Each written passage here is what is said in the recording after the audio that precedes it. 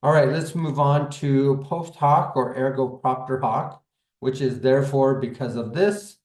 What we're looking at is a problem in cause and effect. So this fallacy states that just because B comes after A, that A caused B to happen. Okay, so we're looking at events in a series, and just because one event happened, then another event happened, it doesn't mean that there's causality there. So Biden became president and I lost my job. That damn Biden. We can see the problem with this is there's probably a lot of other factors of why people lost their job. And so we can't blame that on who is the president at the time.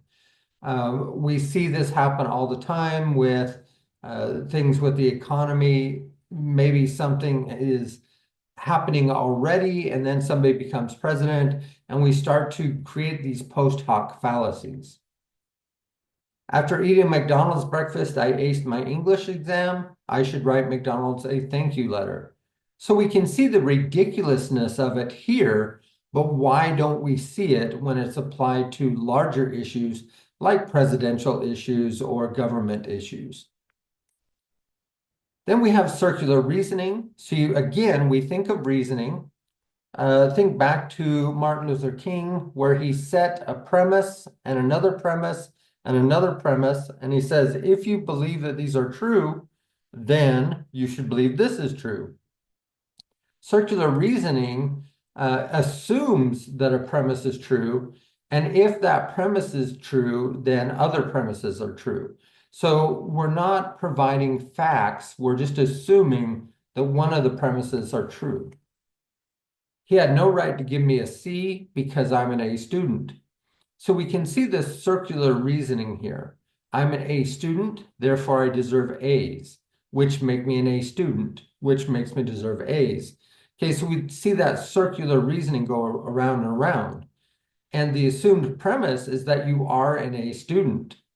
Okay, so there's really no such thing as an A student until we see that somebody has consistently received A's on their work.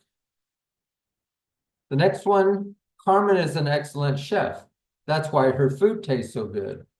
This one is tricky because we would say, why does food taste good? It's not because if somebody is a good chef, we're making that premise true, or we're assuming that's true, and then we're reaching that conclusion. That's why her food tastes so good.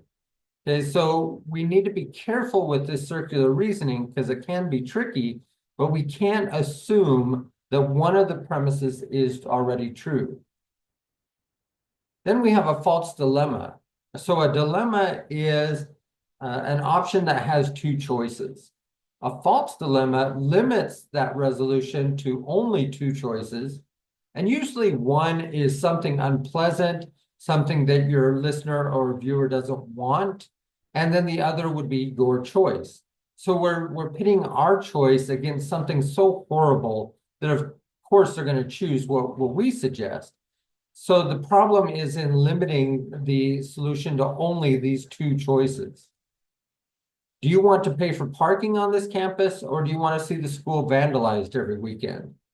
Okay, so which do you want? We obviously don't want to see the school vandalized every weekend. So does that mean we automatically then want to pay for parking? And you see the problem with this false dilemma is that we're only given these two choices. Why can't we have a safe campus and not pay for parking? Okay, there are other ways that maybe we could have a safe campus. And then this one, you are either for health reform or you don't care about your fellow man. Okay, so we see this one in politics a lot. Either you're for my bill or you're for my program, or you don't care about the people in general. Okay, so this is that false dilemma. This could be a part of pathos because it's saying that you're unfeeling or you don't care about something. Okay, but it's limiting that choice to only two options. We see one is obviously far worse than the other. Next, we have a slippery slope. So again, in logos, we create premises And then as we move through these premises and we say, if this is true, and if this is true, then we can make a conclusion. But a slippery slope moves too far from one premise to the next. Okay, so we're saying if A and B are true, then X is true. We're moving all through these other steps that we need to support our conclusion, and we're jumping way too far. If we ban smoking in restaurants, the next ban will be smoking in our own homes. This has actually been stated before. I remember when my hometown of Idaho Falls wanted to ban smoking in restaurants. This was actually stated by some of the restaurant owners. Smoking in our own homes was never banned. There's no connection between these. So they're skipping way too far down the line in making their prediction. Another one, voting for this political party will lead to the destruction of our nation. I think both political parties have said this about their opponents at some time. So you can see that just voting in a person is not going to lead to the destruction of our nation. We need to see all of the steps and all of the evidence in between to make that conclusion.